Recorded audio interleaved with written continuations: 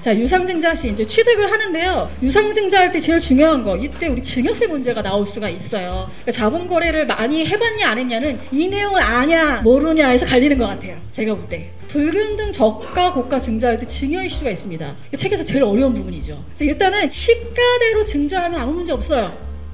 아무 문제 없어요. 자, 시가대로 증자하면 아무 문제 없고요. 시가보다 저가나 고가로 발행해도 괜찮아. 언제? 그 가격으로 균등하게 발행하면 걔도 문제 없어요. 그러니까 시가대로 발행을 하든지 또는 저가나 고가로 하더라도 주주 비율대로 발행하면 아무 문제가 없는데, 언제 문제가 생기느냐? 발행가액을 시가대로 하지 않으면서 주주 비율하고 맞지 않게 불균등하게 증자하면 그때 반드시 증여 이슈를 체크하셔야 돼요. 이거 굉장히 많이 조사당하는 거 봤고요. 이런 게 있었어요. 거긴 대표이사가 주식이 없었어요. 없으니까 단독으로 액면증자해서 대표이사한테 왕창 줬거든요. 본인이 하라고 하신 거예요. 그 자문을 하시면서 돈 안 받으셨어요. 하라고 해서 그냥 했거든요. 그리고 2년 있다 조사 나와가지고 세금이 몇 천만 원이 나왔어요. 대표이사 개인한테. 본인은 선의로 얘기해 주셨지만 이런 것까지 모르셨던 거죠. 되게 많이 봤어요. 저 이런 케이스. 꼭 아셔야 돼요. 함부로 얘기하면 안 되는 거예요. 자, 그래서 불균등 저가 고가 증자로 하면 항상 문제가 되는 거고요. 요 규정을 그냥 세법대로 보시려고 하면 되게 어려워요. 엄청 어려워요. 책도 어렵게 써있거든요. 제가 제 나름대로 정리한 내용을 한번 설명을 드려볼 테니까 한번 보세요. 자, 일단 초과 배정한 경우에요. 우리가 만약에 저가나 고가를 했을 경우에 내가 원래 지분율이 있어요. 우리 증자를 한다고 하면요, 기본적으로 증자를 하겠다, 회사 증자하겠다, 누가 참여해요?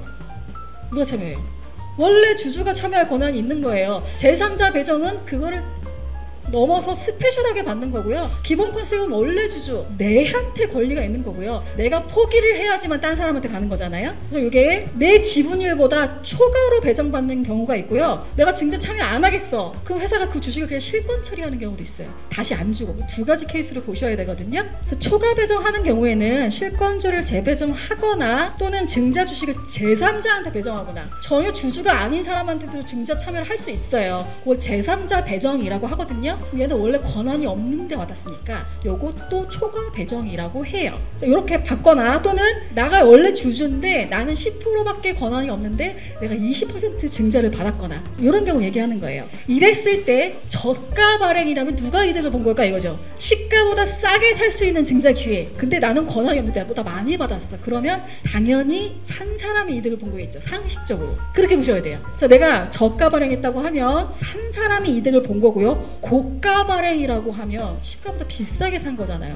안 산 사람이 이득인 거예요. 증여과세가 어디로 되냐를 이걸로 판단하시면 돼요. 그래서 이게 뭐냐면, 저가 발행이면 초과 배정받은 주주가 이득을 본 거고요. 고가 발행이라고 하면 적게 인수한 사람, 즉 포기한 사람이 이득을 보는 거예요.